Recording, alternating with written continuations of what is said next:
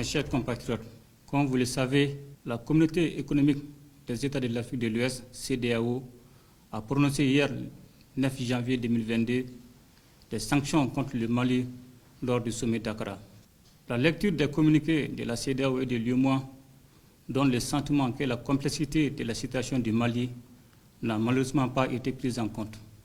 Il est regrettable que des efforts des autorités de la transition aient été ignorés. Mes chers compatriotes, l'heure est au rassemblement de tous les Maliens sans exclusif pour réaffirmer nos positions de principe et défendre notre patrie. Chaque Malien, où qu'il se trouve, doit se comporter en défenseur des intérêts supérieurs du Mali. Nous mesurons la gravité de la situation. Il revient à chacun de taire les divisions de quelque nature que ce soit, de se retrouver autour de l'essentiel qu'est le Mali, notre patrie. Aussi, j'en appelle à une mobilisation constante et à une résilience face à la situation. Mes chers compatriotes, nous avons tenu les assises nationales de la refondation afin de recenser l'ensemble de vos préoccupations pour bâtir un Mali nouveau. À cette occasion, je m'étais engagé à transmettre à la CEDEAO les conclusions assorties d'un chronogramme des élections. C'est dans ce cadre que j'ai dépêché une mission interministérielle le 31 décembre 2021 auprès du président de la conférence des chefs d'État pour expliquer notre démarche.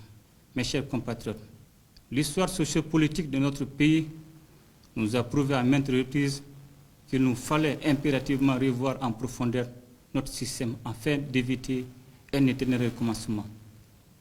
C'est cela que nous avons tenté de faire comprendre aux chefs d'État de la CEDEAO, car le Mali est un pays pour qui l'intégration africaine vaut la renonciation à une partie de son territoire. Il est donc temps pour nous, chers Maliens, de nous retrouver, de nous renforcer afin de pouvoir exister en tant que nation, exister dans toute notre diversité. Mes chers compatriotes, je vous demande de rester calme et serein, car nous avons fait le choix d'être sincères afin de prendre notre destin en main, en forgeant notre propre voie. Gardons à l'esprit que le chemin qui mène au bonheur est une voie dure et très dure. Toutefois, avec courage et dévouement, nous allons y arriver. Telle est l'essence de notre hymne national. La CEDEAO et l'UEMOA se sont assumés, nous en ferons autant. Nul besoin de procéder à des actions de violence. Cela n'a jamais caractérisé les Maliens que nous sommes.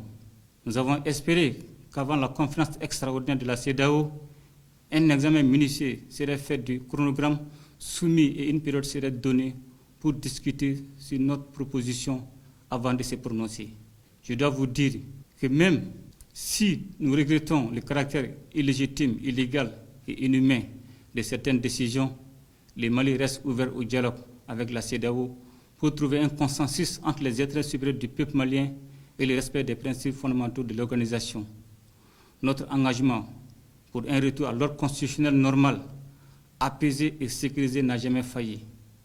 Nous appelons la CEDEAO, une fois de plus, à une analyse approfondie de la situation de notre pays en plaçant l'intérêt supérieur de la population malienne au-dessus de toute autre considération.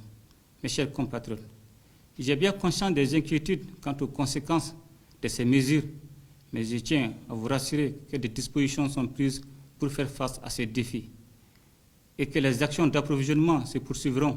Mes chers compatriotes, depuis que nous avons pris nos responsabilités face à notre destinée, nous avons toujours œuvré pour le bien-être de l'ensemble des populations maliennes dans toute leur diversité et nous continuerons à nous y atteler.